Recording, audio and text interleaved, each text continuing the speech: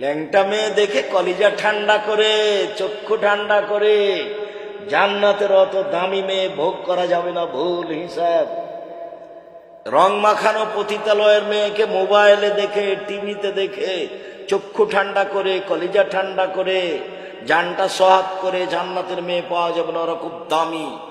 জান্নাতের মেয়ে এত দামি, যাদেরকে কোনোদিন পুরুষ স্পর্শ করেনি, ওরা এত দামি যাদেরকে জিন কোনোদিন স্পর্শ করেনি।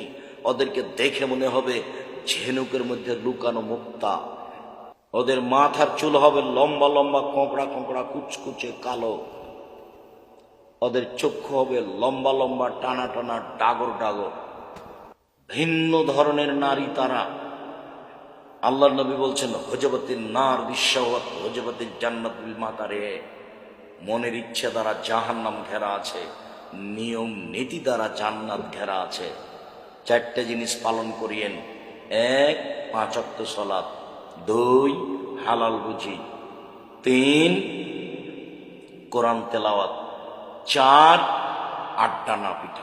বসে গল্প করেছেন, এমন কথা বলেছেন যেই কথা পাপের পাল্লায় তুলে দিলে সারা জীবনের নেকি এইদিকে দেওয়ার সমান হবে।